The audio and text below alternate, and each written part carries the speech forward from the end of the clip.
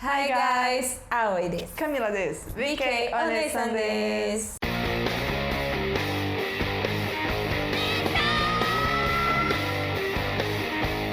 Today we're going to start a video that you guys always asking for.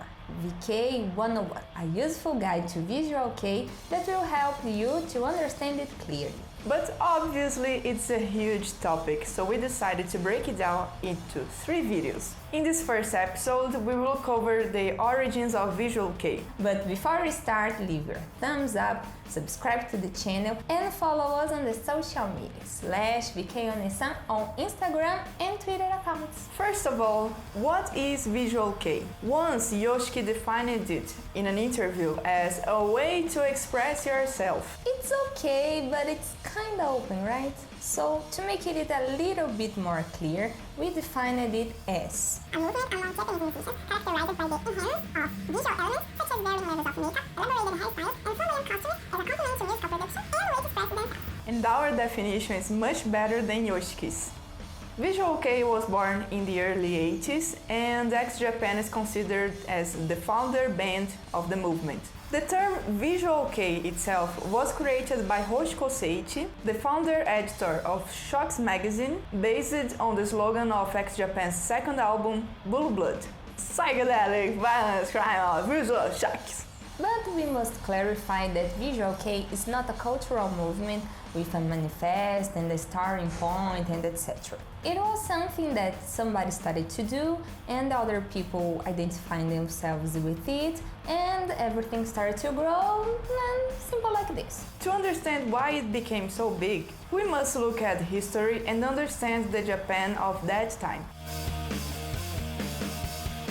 The early 80s was the economic bubble era in Japan, aka the lost decade. Japan was receiving lots of international financial investments and corporations. There was so much money on the society that, especially between 85 to the end of the decade, was an incomparable period of prosperity in Japan. But the bubble got its start in 1985, at a time when Japanese goods were selling like crazy around the world. To hail a cab in downtown Tokyo, it said that you had to wave a 10,000 yen bill in the air, $100, just to get a driver's attention.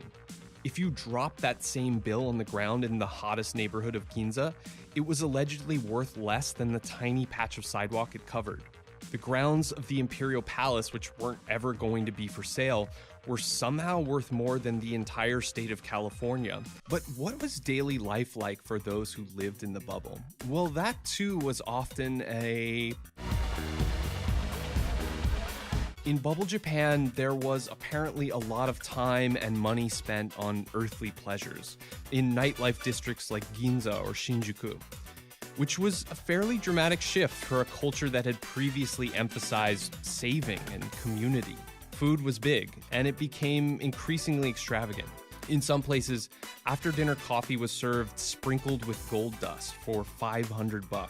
We won't cover the economic details of this era, but this scenario led the society to a period of opulence, corruption, extravagance, and waste. Talking about this period, the feeling of emptiness and the need to assert as an individual are always mentioned as urgent among the youth of that time. At the same time, in the Western market, the rebel of punk rock and the androgynous look of the glam rock that began in the 70s was huge among the young people. So it was not hard to understand why artists like David Bowie, Kiss, Twisted Sister, Hanoi Rocks, Motley Crue are always cited as influence among the pioneers of the scene.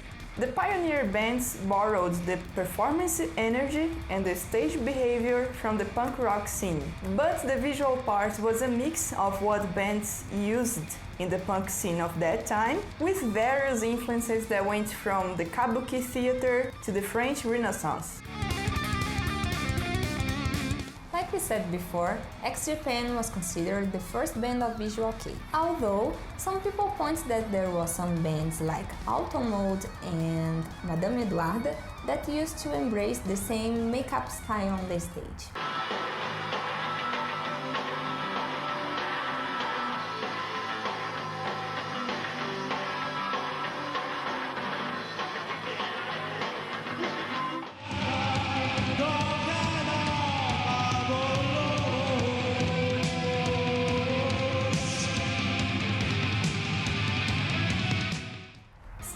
there is no doubt that Eggs put the Visual Kei on the spotlights and is until now one of the biggest bands in Japan. But also we can cite as other examples of pioneer bands Dead Ends, Buck-Tick, Derlanger and Color. These bands conquered the public through the visual translation of their feeling of rebellion that erodes an entire generation and paved the way to the bands that came next.